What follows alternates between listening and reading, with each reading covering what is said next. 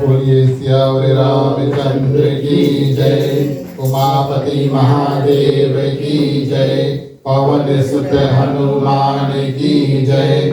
राधे प्रिय कृष्ण चंद्र की जय। रामायण महारानी की जय। सनातन विश्व धर्म की जय। बोलो भाई सब संतान की जय। उपस्थित आदमी श्रोतागण, शुक्रवार के शाम की बेला हमारे ओर से, हमारे मंडली आदर्श सत्संग रामायण मंडली की ओर से हमारे आज के ग्राम मालिक मालकिन श्रीमान श्रीमती दिनेश प्रसाद जी, श्रीमान श्रीमती विजय प्रसाद जी, समस्त परिवार की ओर से आप सभी का स्वागत। चलिए हमेशा की तरह ईश्वर वंदना से आज की जो रामायण की कथा उसको श्री गणेश करेंगे। कृपया सभी कोई हाथ जोड़ लें, जहाँ जहाँ मंत्र जानते हैं हमारे साथ बोलें।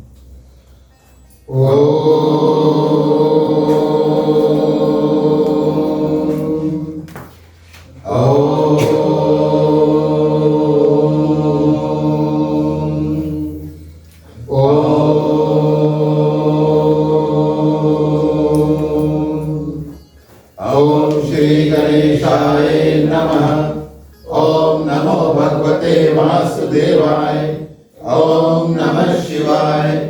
ओम भूर्भुवस्वः तत्सवितुर्वरेण्यं भर्गो देवस्य धीमहि धियो यो न प्रचोदयात्।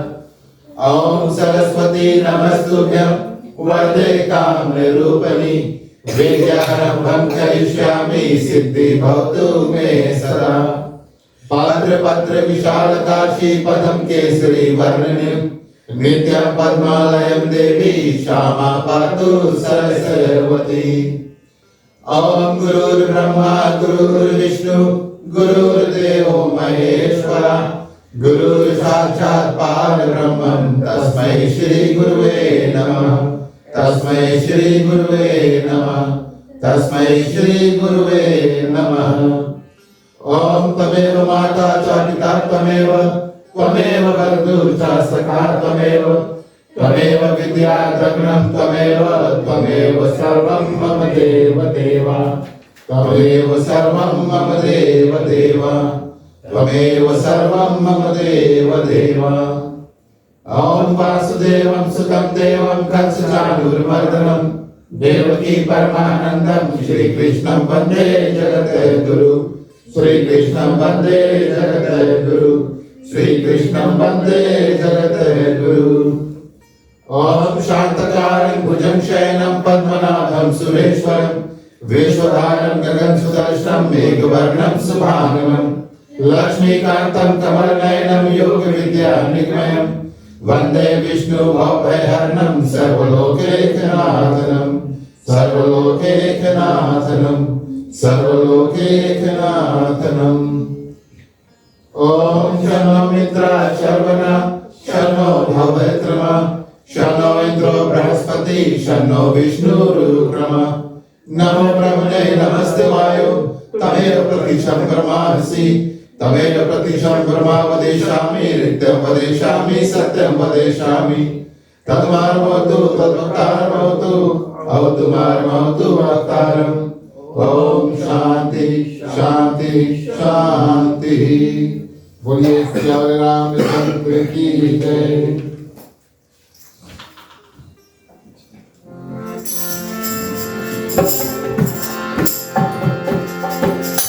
जय ही सुमिरत सिद्ध होए मोरे रामा। धन नायक करिवर भगता करहु मनोरथ होए मोरे रामा। होए राज शुभ गुण सतना भोग होए आचार मोरे रामा। काजु चढ़े गिरवर गहना जासु त्रिकासु दयाल मोरे रामा। सदा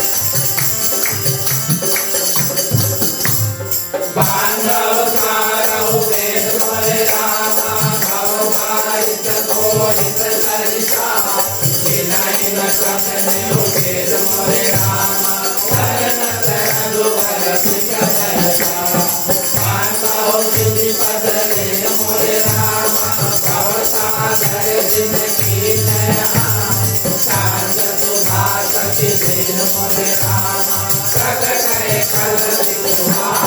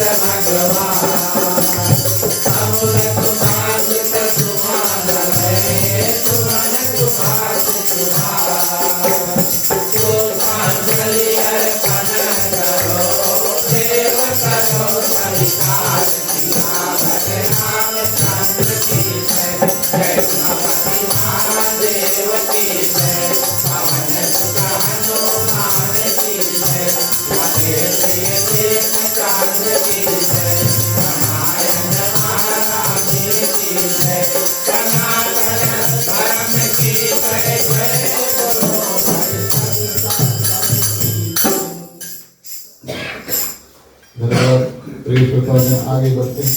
व्यायाम स्थान प्रसाद इत्यादि तो ये भोगीत के माध्यम से जो भी व्यायाम स्थान उसको है अर्पण करेंगे।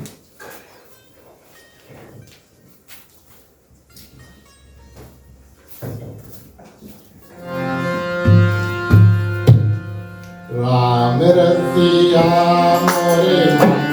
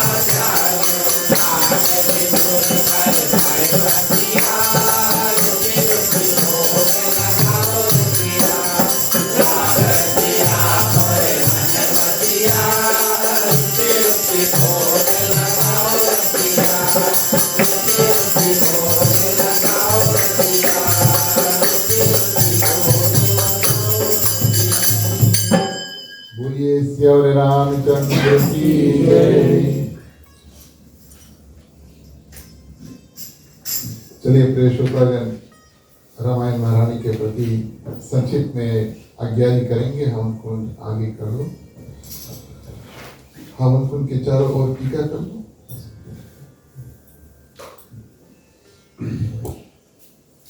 पानी से आचमन।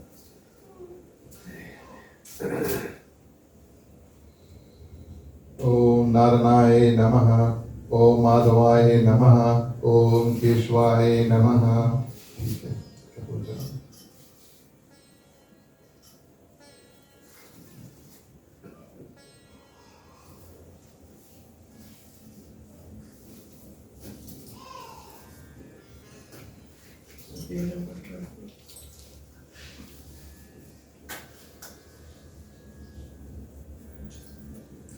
एक बार घुमा कर छोड़ना। ओम अग्नि ज्योतिर ज्योतिर अग्नि स्वाहा। बोलिए अग्निदेव भगवान की जय। छोड़ जी क्या होती, सभी को स्वाहा बोले।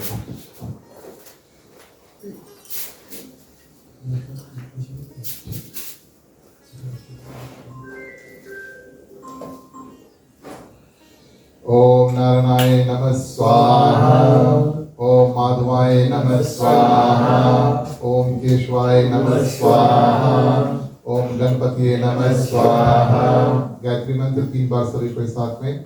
ओम भूर्भुवः स्वः तत्सवितुर्वरेण्यं भर्गो देवस्य धीमहि धियो यो नः प्रचोदयात् स्वाहा। ओम भूर्भुवः स्वः तत्सवितुर्वरेण्यं भर्गो देवस्य धीमहि धियो यो नः प्रचोदयात् स्वाहा। ओम भूर्भुवः स्वः तत्सवितुर्वरेण्यं भर्गो देवस्य धीमहि धियो यो नः प्रचोदयात् स्वाहा। ओम नमो भगवते वासुदेवाय नमः स्वाहा। ओम सीतापति भगवान श्री रामचंद्राय नमः स्वाहा। ओम हनुमते नमः स्वाहा। ओम नमः शिवाय नमः स्वाहा। जितना घी बचा है सब एक धार में छोड़ देना। ओम सर्वे वै पूर्णगुं स्वाहा। ठीक है,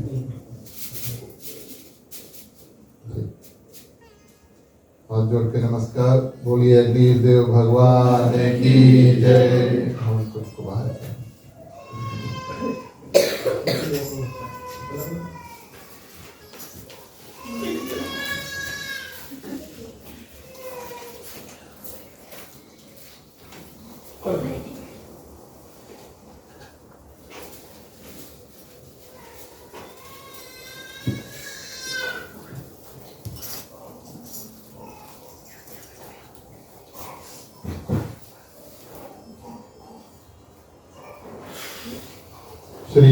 श्री सीताराम के चरणों में कोटि बार प्रणाम। हनुमान जी को वंदन, उनको हृदय से धन्यवाद। उनके कारण हमारा और आपका आगमन आज यहाँ पर रामायण की कथा, राम कथा, रामचरितमानस की कथा में हुआ। राम द्वारे तुम रखवारे हो तन आज्ञा बिनु पैसारे। आप सभी के हृदय में विराजमान सीताराम जी को प्रणाम। हमारे ग्राम परिवार दिनेश प्रसाद जी, श्रीमती विद्येश प्रसाद जी, समस्त परिवार की ओर से इस ग्राम में आप सभी का हार्दिक हार्दिक स्वागत। हमारे ग्राम परिवार को धन्यवाद। आज के जो कथा स्थान है उसको प्रदान करने के लिए हमारे मंडली के जितने सदस्य आज हमारे साथ यहाँ पर उपस्थित हुए, आप सभी को हृदय से धन्यवाद। जब सत्संग प्राप्त होता है, अवसर मिलता है, आप आते हैं, तब हम यहाँ पर बैठकर कथा कर पाते हैं। पधारे हुए जितने भक्तजन हैं, आप सभी को हृदय से धन्यवाद। सभी के ऊपर भगवान की कृपा रहे। साधु संत को, बंदगी ब्राह्मण को प्रणाम। हमारे मंडली आदर्श सत्संग रामायण मंडली की ओर से आप सभी को जय सिया राम। जय श्री राम। आज हमें लगता है हमारा और उसकी कंपटीशन हुई, वो अच्छा बात है। पहले से बता दी, आप लोग के भी मान लो एक प्रतियोगिता रही, कंपटीशन की, आपका ध्यान इधर रहे। हम कोशिश करेंगे, आप भी कोशिश करें। प्रिय श्रोतागण, आज की जो कथा है मानस में अरण्य कांड में भगवान श्री रामचंद्र जी क्या करते हैं, लक्ष्मण के 5 जो प्रश्न है उसका उत्तर दे देती हैं। ज्ञान क्या है, वैराग्य क्या है, भक्ति क्या है, माया क्या है और ईश्वर और जीव में जो अंतर है वो क्या है। ये 5 प्रश्न प्रिय श्रोतागण, और भगवान श्री रामचंद्र जी लक्ष्मण को सुंदर रूप से और शांति रूप से और थोड़े ही वाक्य में बड़े सुंदर से समझाते हैं।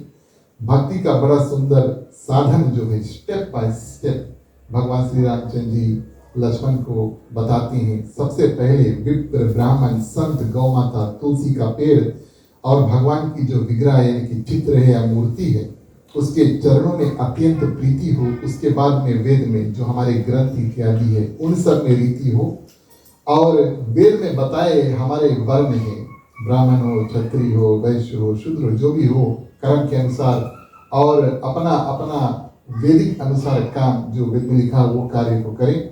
धर्म के केंद्र में रह करके सब प्रिय श्रोतागण काम करें। इसका क्या फल परिणाम होगा कि जितने भी जीवन में विषय हैं हम उससे दूर हो जाएंगे, वैराग्य पैदा होगा और भागवत धर्म यानी कि भगवान का जो धर्म है और उसमें प्रेम की उत्पत्ति एक भक्त का होगा। तब प्रिय श्रोतागण अन्य प्रकार की जो नव भक्ति है, श्रवण इत्यादि, ये सब हृदय में जागृत होगी और भगवान की जो असीम कृपा है वो हमारे ऊपर होगी। तो ये भक्ति का कलयुग में प्रिय श्रोतागण भगवान श्री राम ने लक्ष्मण को बड़ा सुंदर और सरल रूप से बताया कि हम तक यानी कि भगवान तक और कोई भी जो साधक है भक्त वो कैसे पहुंच सकते हैं। ये कथा पंचवटी में हुआ।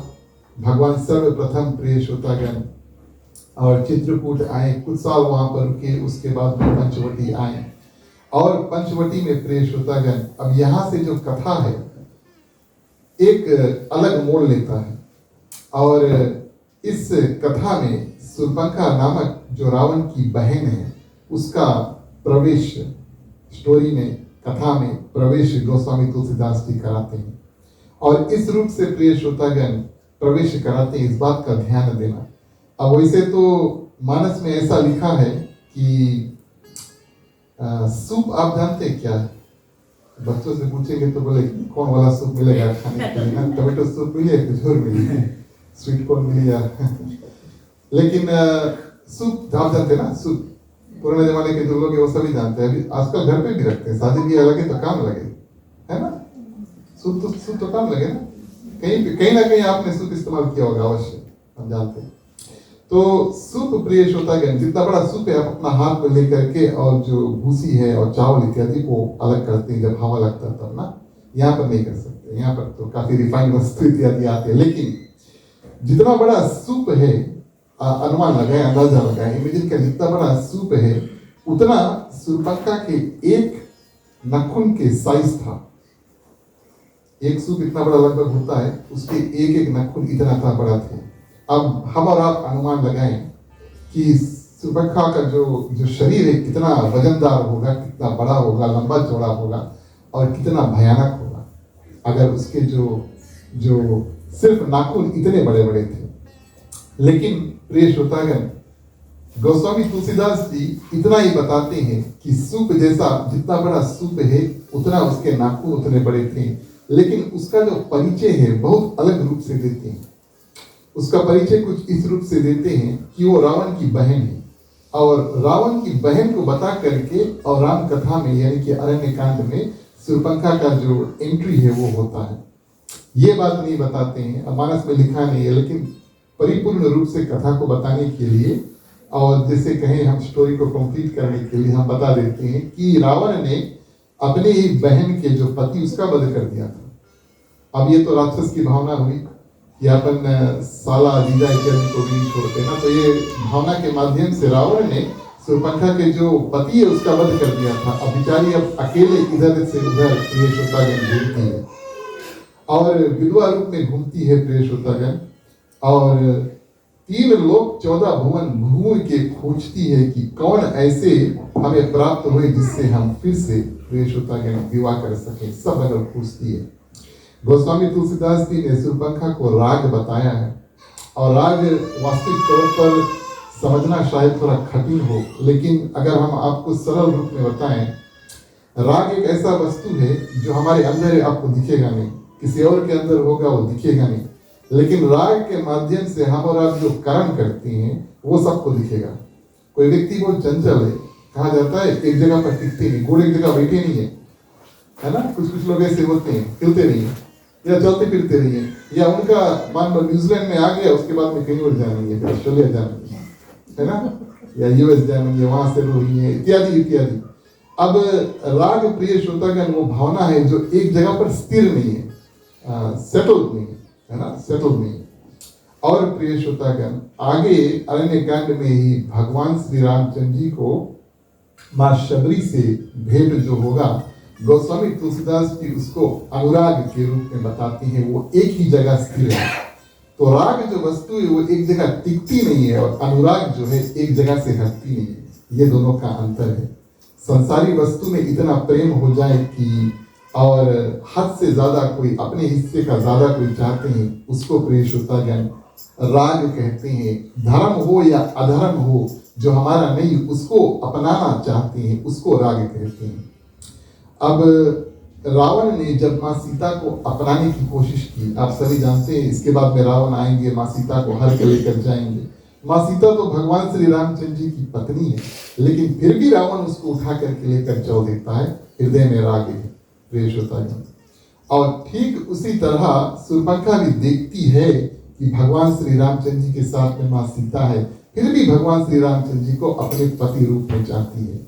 और इस रूप में प्रिय श्रोतागण शूर्पणखा जो है पंचवटी में प्रवेश करती है। अब किस रूप से, विचित्र रूप से प्रवेश करती, किस रूप से? सर्वप्रथम उन्होंने भगवान श्री रामचंद्र जी के चरण चिन्ह उसको देखे, जिसको हम फुटस्टेप्स कहते हैं ना। तो पृथ्वी पर जब भगवान श्री रामचंद्र जी नंगे पांव चलते हैं, तो जो चिन्ह वहां पर बना रहता है मिट्टी में, उसको शूर्पणखा देखती है। और उस चिन्ह को इतना सुंदर लगा, और मन में विचार करती है, अगर चरण चिन्ह जो है इतना सुंदर है, तो जिसने इस चरण चिन्ह को बनाया है वो कितना सुंदर होगा।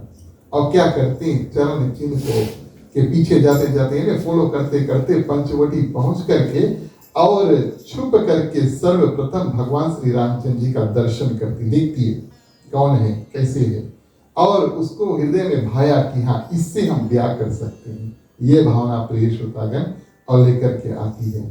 गोस्वामी तुलसीदास जी उसका प्रवेश कराते हैं, इतना बताते हैं रावण का बहन है। प्रिय श्रोतागण ये नहीं कहते कि राक्षसी है, ये बात बताते हैं कि रावण का बहन है। आज की कथा में हम और आप प्रिय श्रोतागण ये श्रवण करेंगे कि वास्तविक तौर पे राक्षस कौन है। अब राक्षस वो है जिसकी इतना बड़ा बड़ा नाखून है, या यहाँ से कुछ सिंह इत्यादि निकलेंगे, लंबा लंबा बाल रही, और माने हट्टा कट्टा और किसी को मारते दौड़ते इत्यादि मिलेंगे।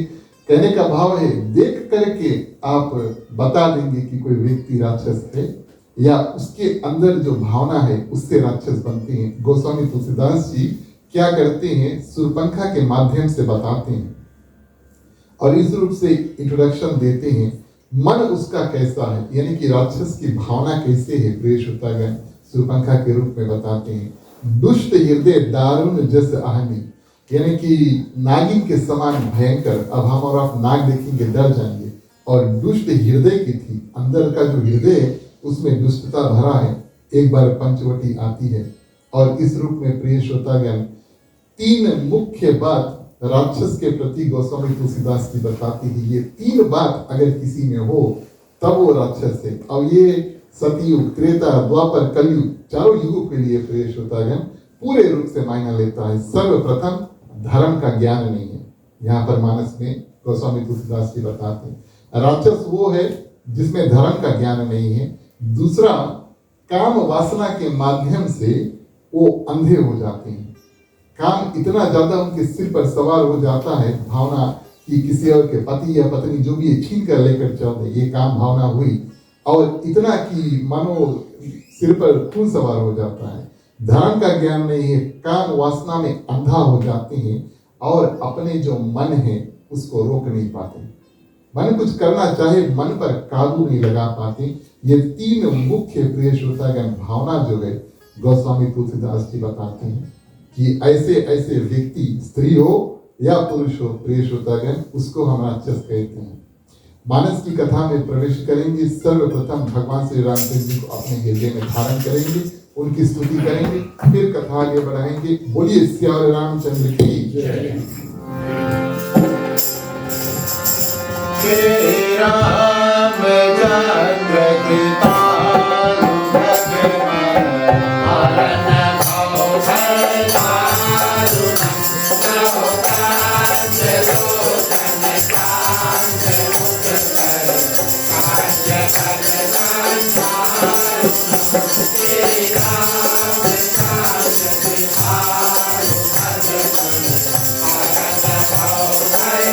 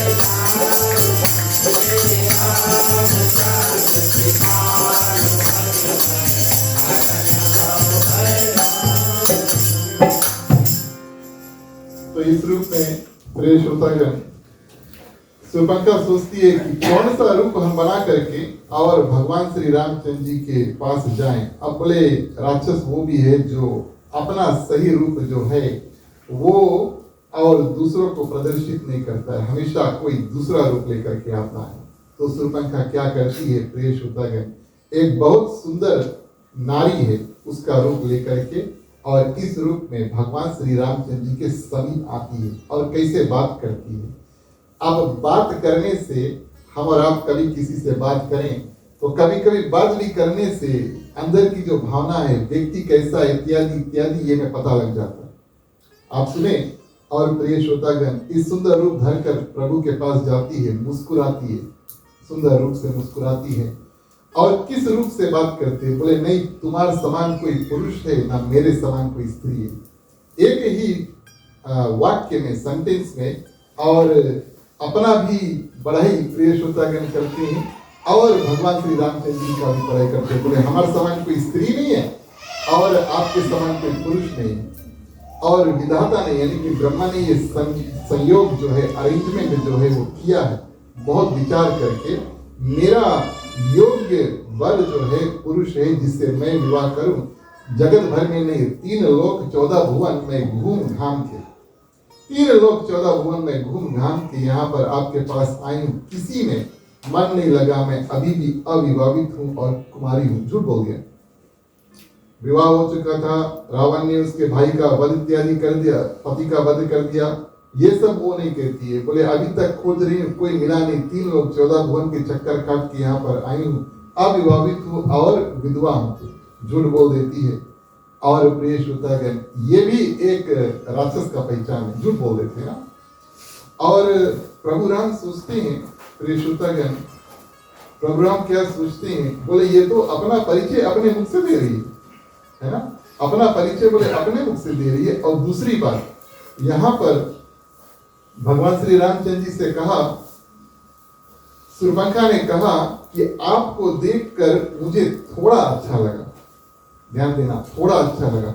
भगवान ने सोचा कि अगर हमसे कोई और अच्छा इसके बाद में मिल गए तो हमें छोड़ के चल दे। ये राक्षस की भावना है ना, है कि नहीं? कुछ और सुंदर देखे उसके पीछे भाग के चल दे। तो इस रूप में प्रिय श्रोतागण भगवान श्री रामचंद्र जी सोचते हैं। और जो बात प्रिय श्रोतागण शूर्पणखा ने कहा कि आप हमसे विवाह जो है वो करो। अब भगवान श्री रामचंद्र जी यहाँ पर माँ सीता की ओर दृष्टि डालकर बात करते हैं, माने शूर्पणखा से बात करते हैं, लेकिन उनके जो आंख की दृष्टि है प्रिय श्रोतागण वो माँ सीता को देख रही है। कारण ये कि ये जो राक्षसी है ये अपना जो रंग और रूप है, सही रूप को छिपा करके आई है। मानस में कई जगह पर ऐसा वर्णन है कि भगवान श्री रामचंद्र जी के सामने हनुमान जी भी आए थे ना, विप्र रूप धरी हनुमंता।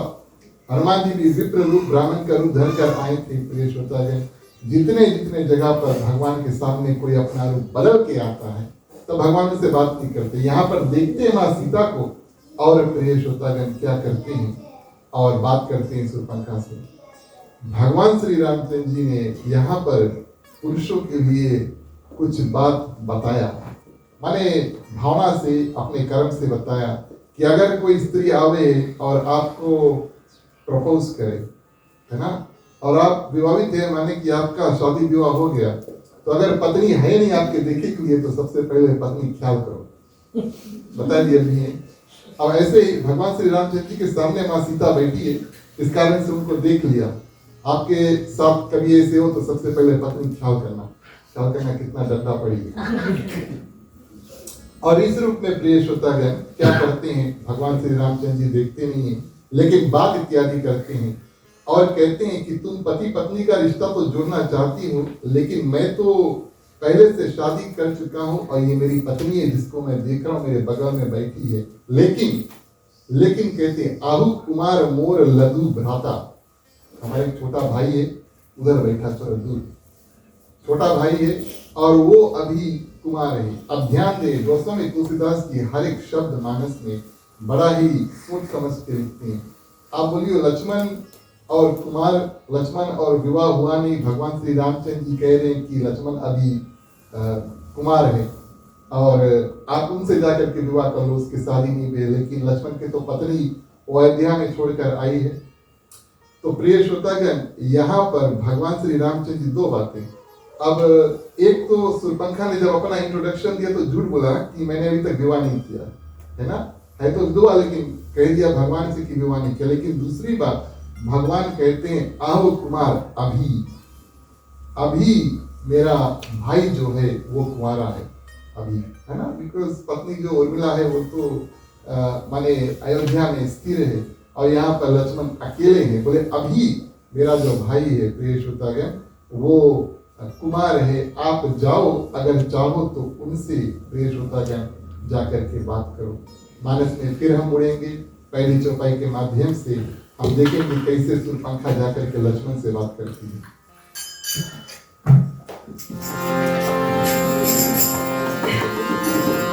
प्यारे प्यारे श्रोतागण आओ चले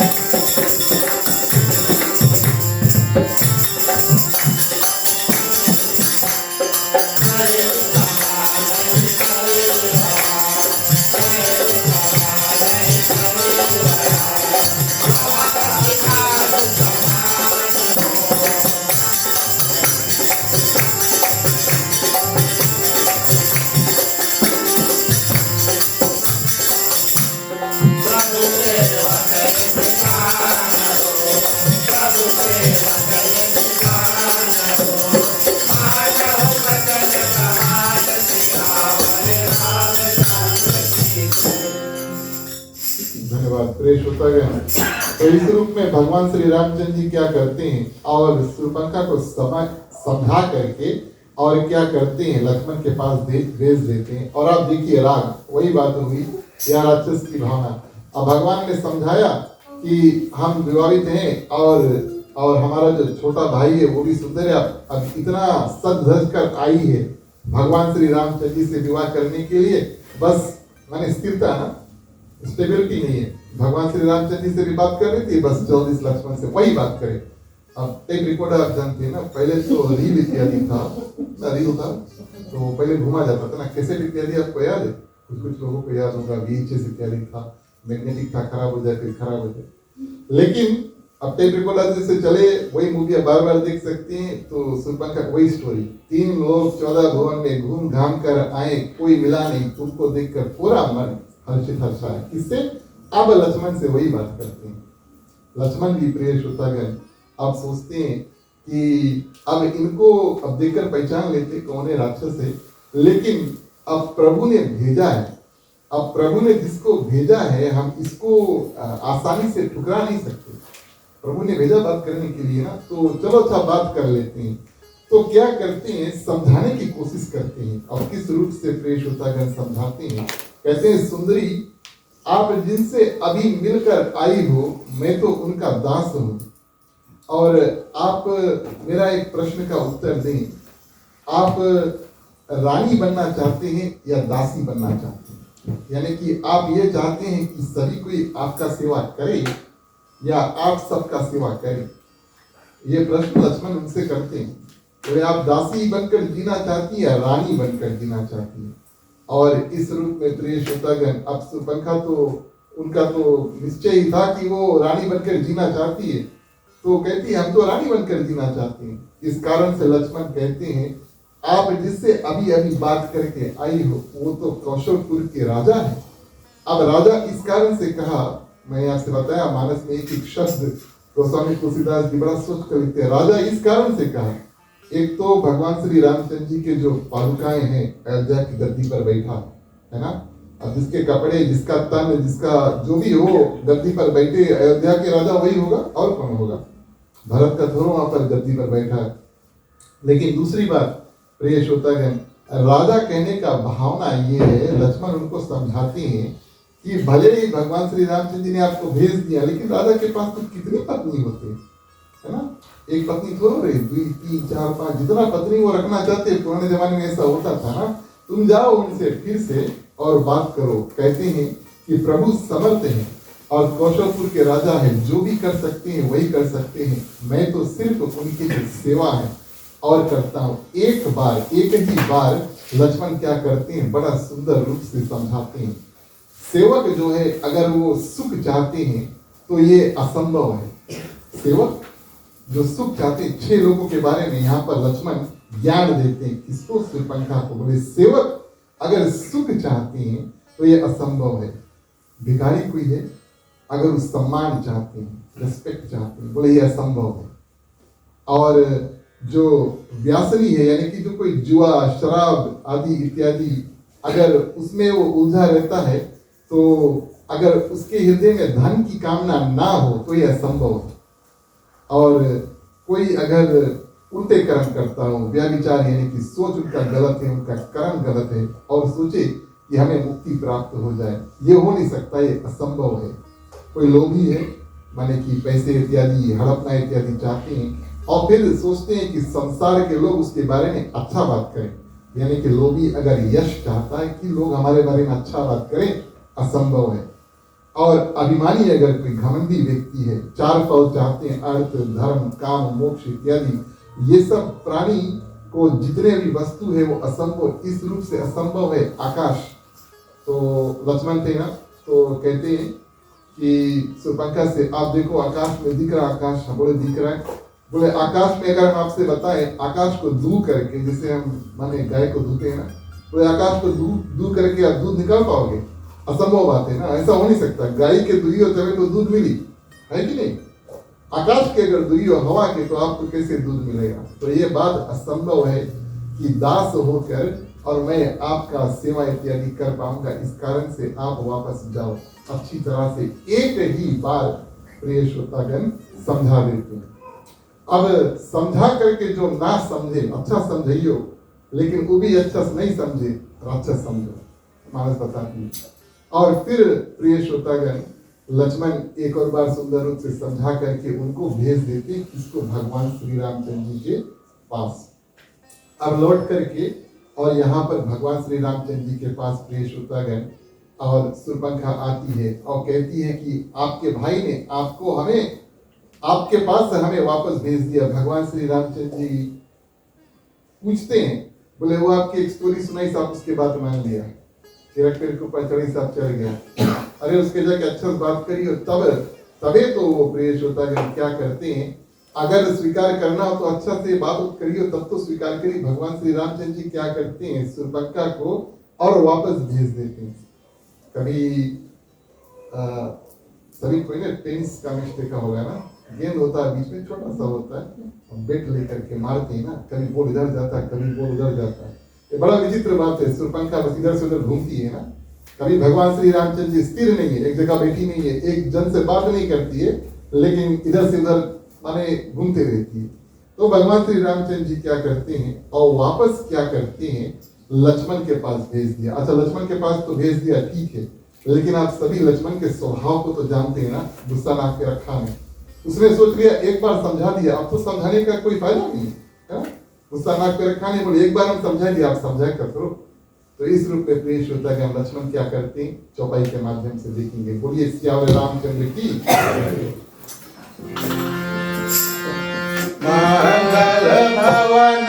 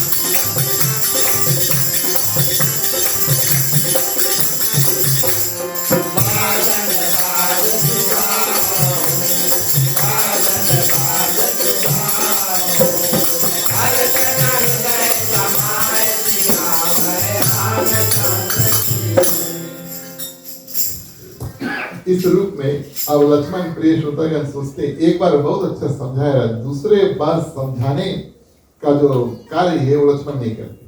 तो क्या करते हैं, अब इनका जो वचन है लक्ष्मण जिस तरह से उत्तर देते हैं, तो लक्ष्मण काफी कठोर रूप से और वचन जो है शूर्पणखा को बताते हैं। किस रूप से बताते हैं, बोले तुम्हें वही बनेगा जो लज्जा को तृण तोड़ करके और त्याग देता। लज्जा क्या है, शर्म है ना, लज्जा शर्म है कि नहीं। तो बोले लज्जा को तोड़ करके और बहा दिया अपन तन में से, यानी कि जिसके पास लज्जा या शर्म नहीं है, तो कोई बुद्धि शर्म नहीं है, तो उसको हम क्या कहेंगे, फिर से बोलो, आपने बोला, हमने नहीं बोला। अब बेशरम है ना, अब जिसमें बोले कोई शर्म नहीं है वही आपसे आकर के विवाह करेंगे। अब आप सोचो समझो, किसी भी व्यक्ति को अगर ऐसा कहा जाए कि तुम बेशरम हो तो उसकी गुस्सा लगती है ना, माने कितना भी बेशरम है लेकिन गुस्सा लगी जरूर, मुंह पे बोल दिया तो गुस्सा तो लगेगा ही, है ना। अब प्रिय श्रोतागण, इतने कठोर वचन जब लक्ष्मण के सुनते हैं, अब प्रिय श्रोतागण क्या करते हैं, शूर्पणखा अपने सही रूप में जो आते हैं। प्रिय श्रोतागण, राक्षस एक ऐसे व्यक्ति होते हैं जो रुचि के अनुसार या कर्म के अनुसार अपने जो तन है, मन है, धन इत्यादि सबको बदल देते हैं। संत व्यक्ति वो जो किसी भी भावना में स्थिर है, आप उसको कुछ भी बोल दो, वो अपना रंग रूप इत्यादि बदलते नहीं, लेकिन ये तो ठहरी राक्षस इस कारण से अपना भयंकर सा रूप जो है वो लेकर और प्रकट हो जाती है। और इस भयंकर रूप को देख करके माँ सीता जो है वो डर जाती है। आप पूछिए डरी कैसे, कैसे डरी माँ सीता। अब प्रथम बार मानस में माँ सीता ने किसी राक्षस का दर्शन किया ना। पहले अरण्य कांड में तो राक्षसों का आगमन इत्यादि यहाँ पर हुआ, भगवान श्री रामचंद्र जी ने पहले मारा, वध इत्यादि किया, लेकिन माँ सीता के लिए तो राक्षस कोई नया वस्तु है, माने पहले कभी राक्षस को देखा नहीं। और शूर्पणखा क्या करती, अपना सही यानी विराट रूप में आ जाती, विकराल रूप में आ जाती, बहुत भयंकर रूप में आ जाती। माँ सीता डर जाती है। कुछ संत कभी, या आपने भी कभी कथा सुना होगा तो आपने सुना होगा कि शूर्पणखा कहती है ये सीता माँ जो है यही सब फसाद के जड़, इसके हम काट देते हैं, मार देते हैं, और तब तुम यानी राम से कहते हैं कि हम इसका वध कर देते हैं, तब तुम हमसे विवाह कर लेना। मानस में गोस्वामी तुलसीदास जी ऐसा नहीं कहते, मानस में ये बात कहते हैं प्रिय श्रोतागण कि माँ सीता शूर्पणखा का जो सही रूप है, राक्षसी वाला रूप को देख करके डर जाती है, भयभीत हो जाती है। वो जब भयभीत होती है तो भगवान श्री रामचंद्र जी प्रिय श्रोतागण तुरंत लक्ष्मण को इशारा करते हैं। अब लक्ष्मण को क्यों इशारा करते हैं और भगवान श्री रामचंद्र जी अपने क्यों नहीं कुछ करते हैं? अब ये भेद इस रूप से है कि उस समय जब शूर्पणखा अपना सही रूप में आती है तो लक्ष्मण उसके और नजदीक था। भगवान श्री रामचंद्र जी माँ सीता कुछ दूर पे है, लक्ष्मण इनको कुवचन कहते, तुम्हें कोई शरण नहीं, अपना विकराल रूप वहीं पर धर देती है। तो यानी कि नजदीक भगवान श्री रामचंद्र जी नहीं है, नजदीक प्रिय श्रोतागण लक्ष्मण है। इस कारण से भगवान श्री रामचंद्र जी देख करके माँ सीता घबराई हुई है और लक्ष्मण को संकेत कर देती है, हाथ ऊपर करती है, 4 उंगली ऊपर है और फिर अपना हाथ नीचे करती है। अब बोलने की आवश्यकता नहीं है प्रिय श्रोतागण। संतों ने बताया कि 4 वेद हैं, 4 उंगली ऊपर करते हैं, वेद जो है अपने कान से श्रवण करते हैं। इशारा दिया लक्ष्मण को, इसके कान दोनों काटते हैं। और हाथ जो नीचे करते हैं प्रिय श्रोतागण, पृथ्वी में से जितना भी सुगंध इत्यादि है, स्मेल इत्यादि है, सुगंध इत्यादि सब पृथ्वी में से निकलते हैं। आप आउटर स्पेस में जाइए, वहां पे हवा नहीं है, हवा नहीं है इसका ये मतलब है किसी और प्लेनेट पे जाइए हवा नहीं, इसका ये मतलब क्या है कि वहां पर आपको किसी प्रकार का सुगंध इत्यादि मुश्किल से मिलेगा।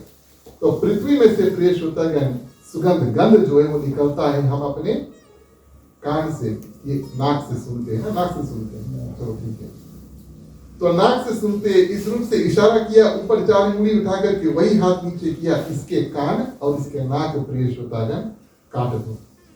लक्ष्मण क्या करते हैं, बड़ी फुर्ती से और शूर्पणखा के दोनों कान और नाक जो है वो काट देते हैं। अब प्रश्न यहाँ पर ये उठता है कि अब किससे काटी। कभी कहीं पर हम एक कथा सुन रहे थे तो संत महात्मा ने बताया, अब किससे काटिस, बाण से काटिस कि तलवार से काटिस, वो सब छोड़ो लेकिन काटिस। मानस में गोस्वामी तुलसीदास जी ने ये नहीं लिखा कि किस रूप से काटा, लेकिन काटा इस रूप में कि फुर्ती से। प्रिय श्रोतागण, अभी हम रोहन को ये शब्द सिखा रहे हैं, फुर्ती, बस ये थोड़ा माने चरफर होना चाहिए ना। तो फुर्ती से क्या करते हैं और कान और उनके नाक जो है वो काट देती हैं। अब कान और नाक प्रिय श्रोतागण काटते हैं, बिना कान और नाक को, और जो रुधिर यानी कि खून इत्यादि जो है वो बहने लगता है। अब आप सोच रहे होंगे कि कान और नाक ही क्यों काटा, कहीं आंख काटी, कहीं पाँव काटी, कहीं हाथ काटी, या सिर के थोड़ा बाल इत्यादि काट देते, कुछ कर सकते हैं।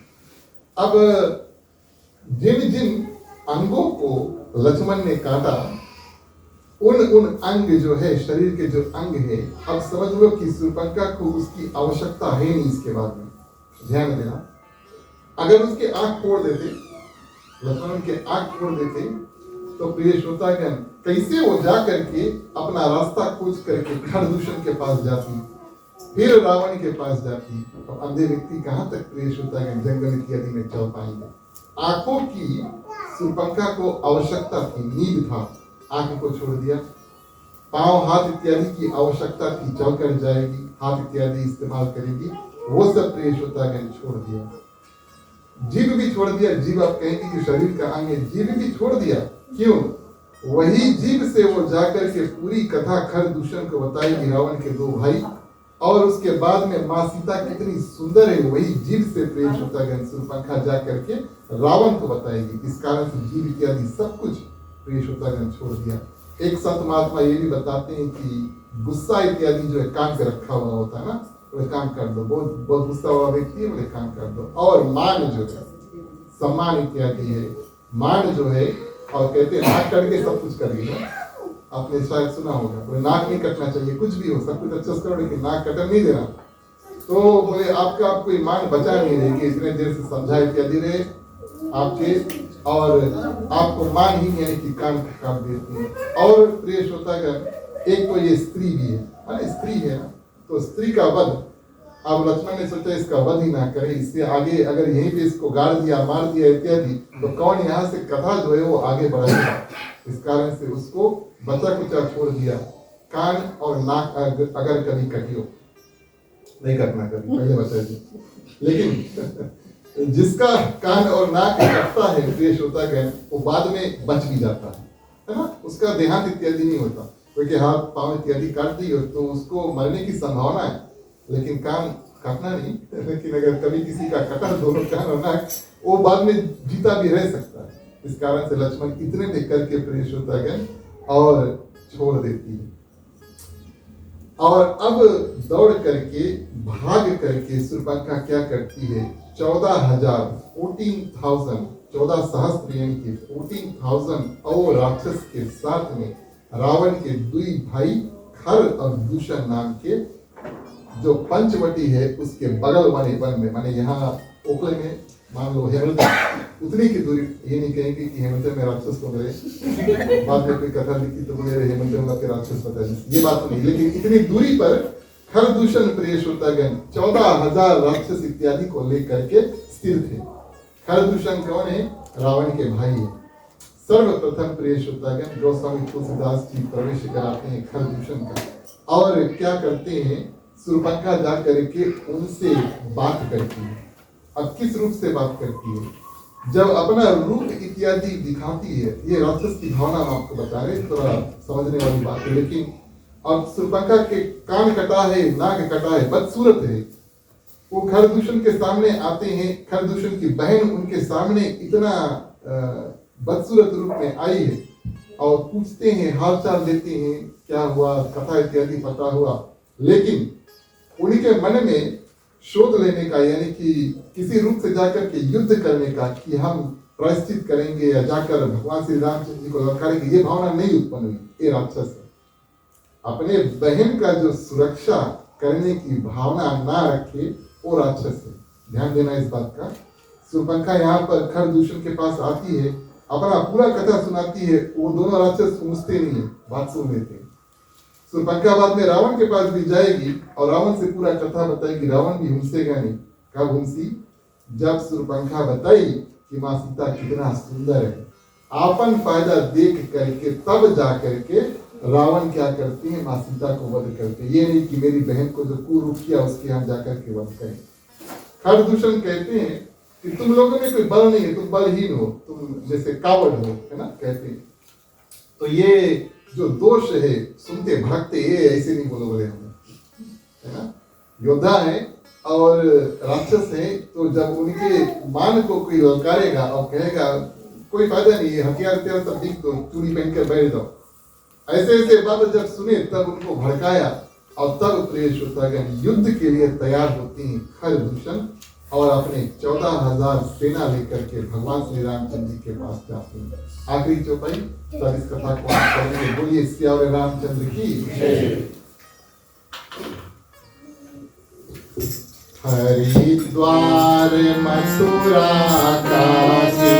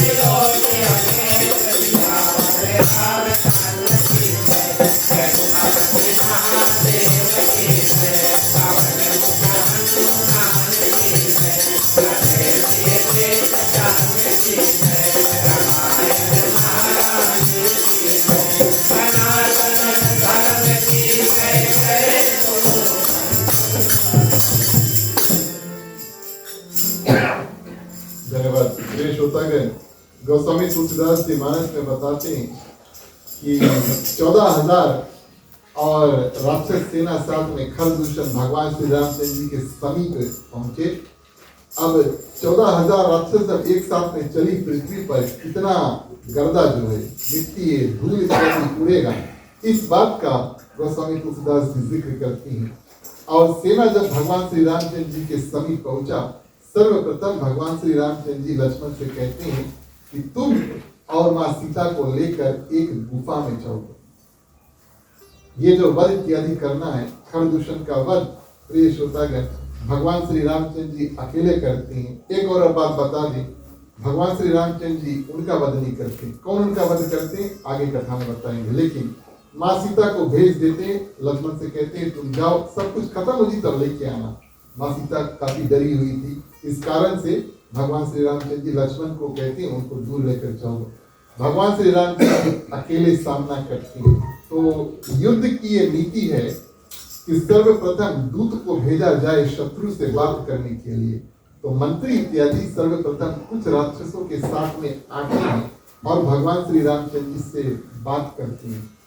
गोस्वामी तुलसीदास जी बताते हैं, जब राक्षसों ने भगवान श्री रामचंद्र जी की सुंदरता को देखा और लक्ष्मण की सुंदरता को देखा, बोले हमने कई लोगों का वध किया, नाग का वध किया, मनुष्य का वध किया, विप्र ब्राह्मण का वध किया और राक्षस का वध किया, लेकिन हमें इनके वध करना उचित नहीं लगता। ये कितने सुंदर है, इस कारण से हम इनका वध नहीं करना चाहते। अब देखिए, भगवान को देख करके राक्षस की भी भावना बदल गई, बोले वध नहीं करेंगे तो फिर क्या करेंगे। और जो सुपंखा का जो किस रूप से हम बदला इत्यादि लेंगे, तो उन्होंने ये निर्णय लिया कि भगवान श्री रामचंद्र जी से बताए, आपने हमारी बहन के जो कान और नाक काटे हैं, आपके पास एक सुंदर स्त्री है, उसके हम लोग के दे दो और हम आपको जीवित छोड़ देंगे।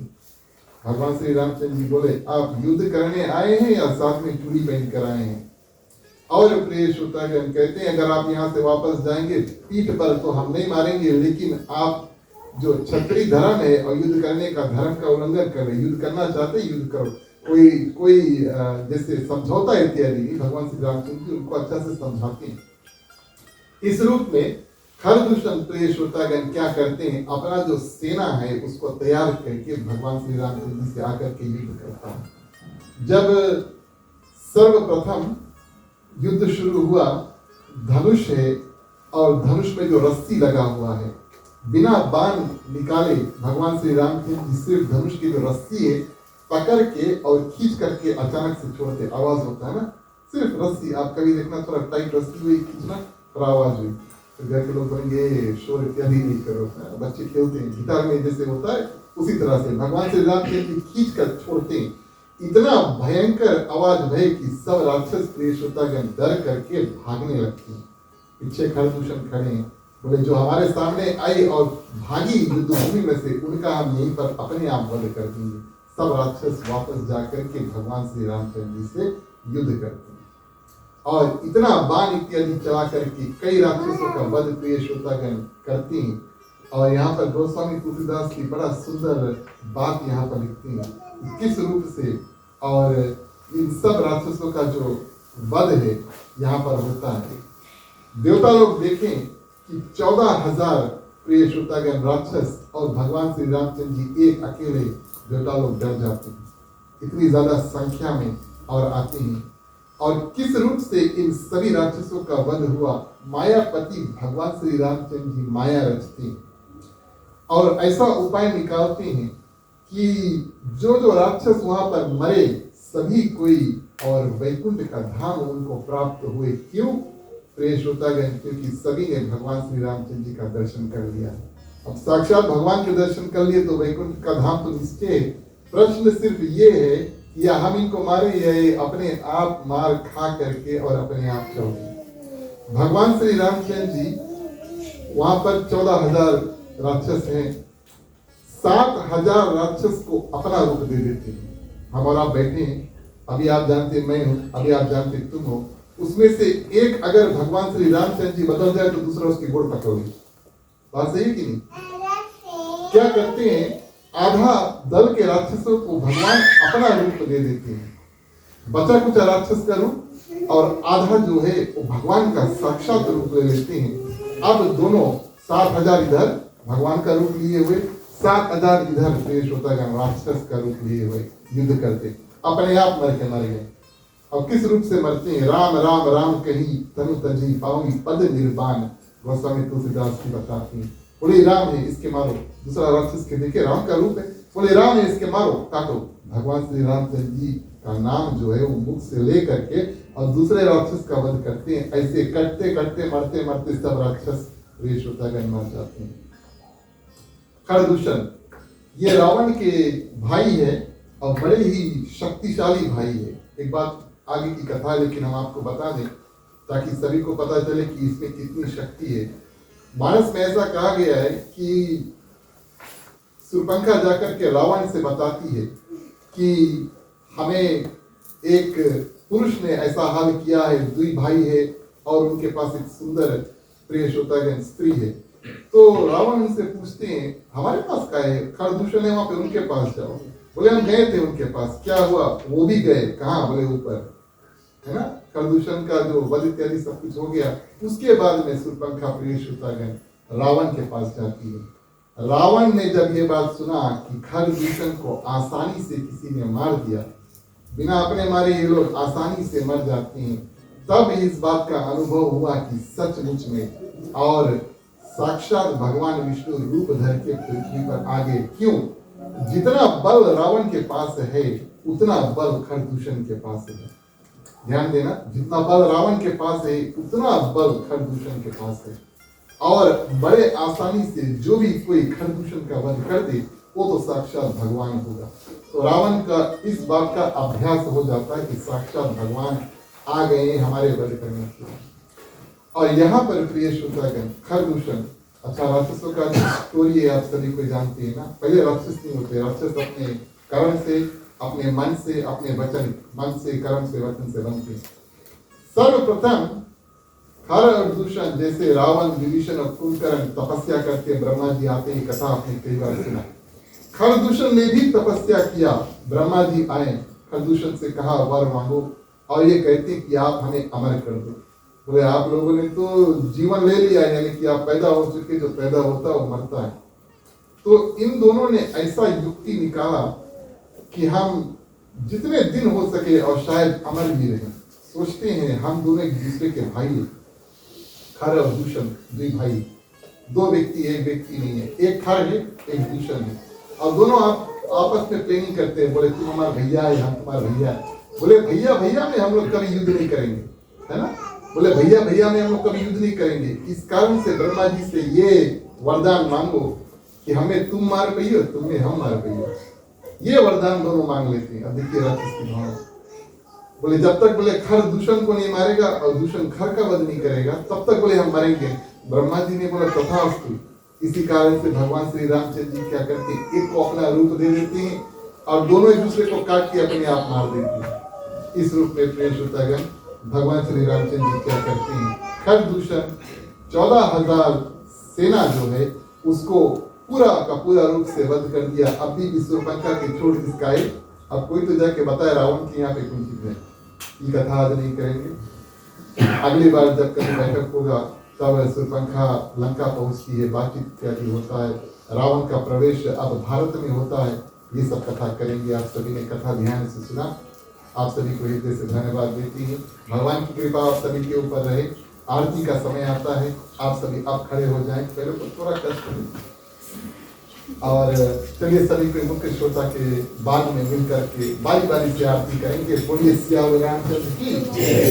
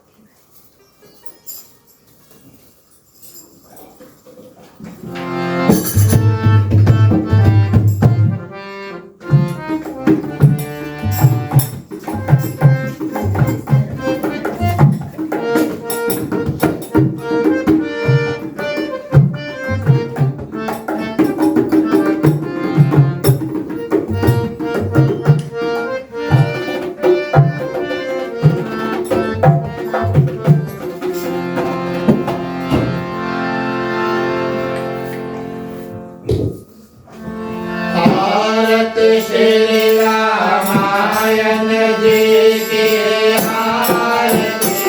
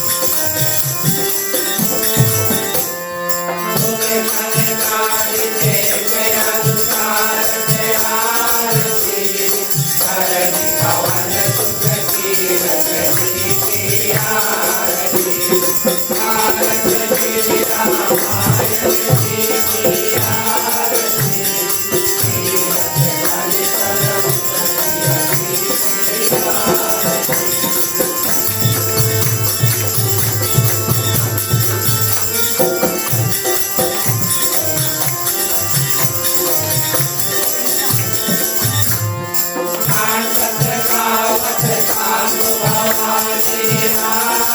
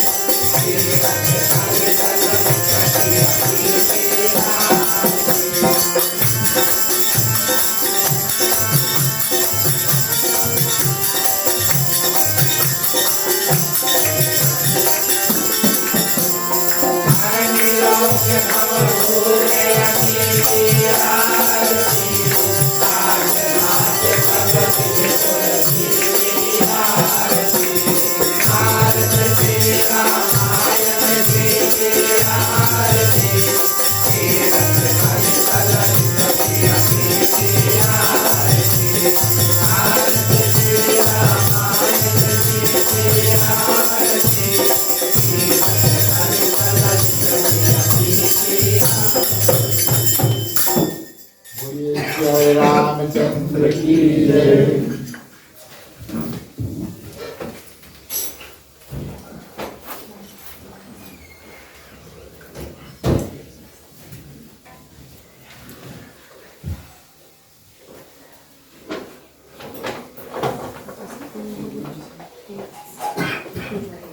तुम्ही हो माता पिता तुम्ही हो बंधु सखा तुम्ही हो।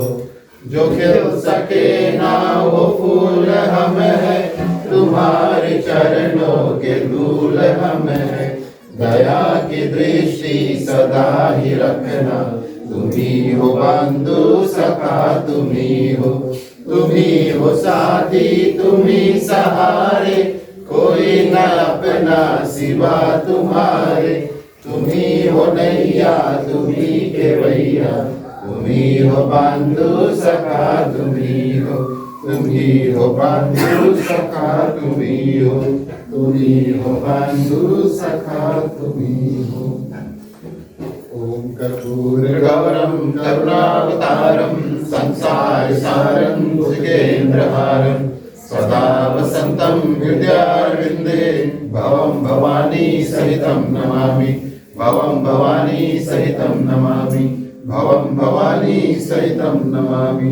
ओम मंगलम भगवान विष्णु मंगलम गरुड़ध्वजा मंगलम पुंडरीकाक्षो मंगलाय तनोहरि। सर्वमंगल मांगल्ये शिवे सर्वार्थ साधिके शरण्ये गौरी नारायणी नमोस्तुते नारायणी नमोस्तुते नारायणी नमोस्तुते। निराजनं समर्पयामि शिक्षार्थी दर्शन।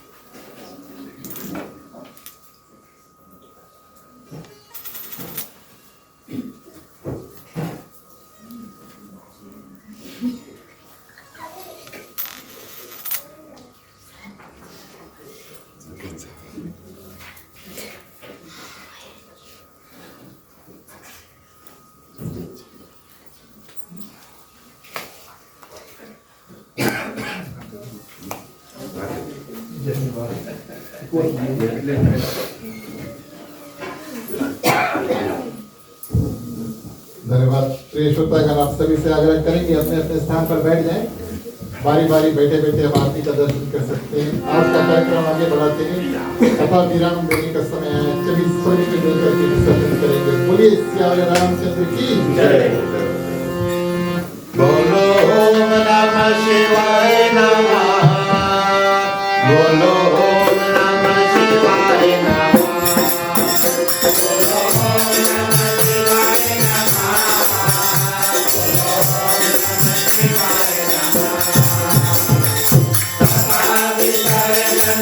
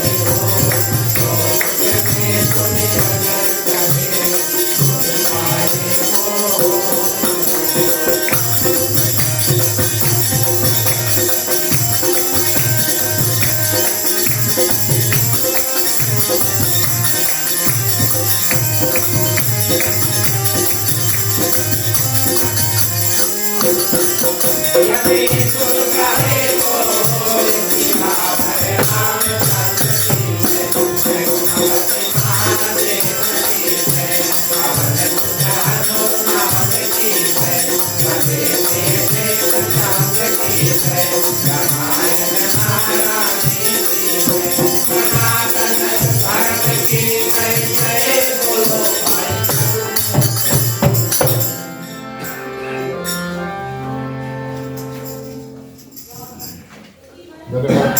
प्रिय श्रोतागण, अंतिम चरण में 2 कार्य बाकी है। आप सभी का साथ हो। चलिए सबसे पहले शुभकामना की प्रार्थना जो इसको करते हैं।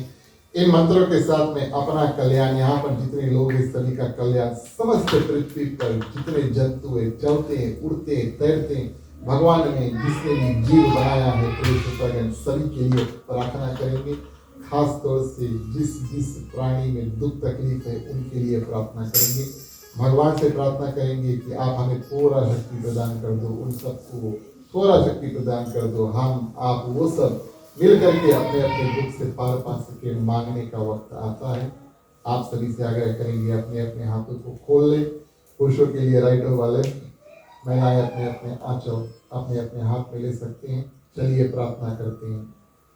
स्वस्ति प्रजभ्यः परिपालयन्ताम् न्यायेन मर्ते महिषा गौग्रामेभ्यो शुभमस्तु नित्यं लोकाः समस्ताः सुखिनो भवन्तु सर्वे भवन्तु सुखिनः सर्वे सन्तु निरामयाः सर्वे भद्राणि पश्यन्तु मा कश्चित् दुःखभाग् भवेत् पौत्रणां सन्तु पौत्रणां निर्धनाः साधनाः सन्तु जीवन्तु शारदं सतमे मम जीवन्तु शारदं सतमे मम जीवन्तु शारदं सतमे मम। चलिए शांति पाठ के लिए सभी को अपने अपने हाथों को जोड़ ले। विधि पे पानी।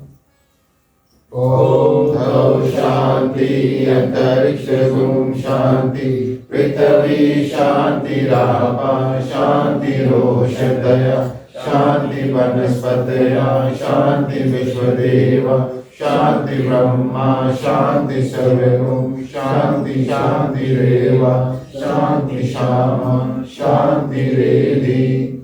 ओम शांति शांति शांति। ओम सर्वेषां मंगलं भवतु सर्वेषां कल्याणं भवतु सर्वेषां शुभं भवतु सर्वेषां शान्तिर्भवतु। धन की वृद्धि और धन का नाश हो, सतत में सदा सद्भावना हो। हर हर महादेव की जय। जय श्री सीताराम हरे। ओम नमः पार्वती पतये हर हर महादेव हरे। जय जय वीर बजरंगी हर हर महादेव हरे। धन्यवाद। प्रिय श्रोतागण, अंतिम चरण में एक बार फिर अपने ओर से मंडली आदर्श की सत्संग रवाई मंडली और आज के हमारे ग्राम मालिक परिवार श्रीमान श्रीमती दिनेश प्रसाद जी, श्रीमान श्रीमती विदेश प्रसाद जी, समस्त परिवार की ओर से आप सभी का हार्दिक हार्दिक स्वागत। आप सभी को धन्यवाद। प्रिय श्रोतागण, आप सभी के ऊपर भगवान की समस्त कृपा जो है वो बरसे। इसके बाद में प्रिय श्रोतागण प्रसाद का वितरण होगा। महाप्रसाद की आयोजना जो है उसको की गई है। मल्ली थोड़ी देर कीर्तन इत्यादि करेगी। जो लोग हमारे साथ में गाना चाहते हैं आगे आ जाए, शुरू से मिल करके गाएंगे। सभी के लिए प्रसाद और महाप्रसाद की आयोजना कीजिए, कृपया इसे करें। और मुख्य श्रोता जो गृहस्थ परिवार है उसको धन्यवाद और आशीर्वाद आप सभी को दे करके जाएं, ये हम सबका नियम बनता है। चलिए मुख्य श्रोता को पंचामृत देंगे। राम कहे सुख उपजे, कृष्ण कहे दुख जाय, महिमा महाप्रसाद की पावन भोग लगाए।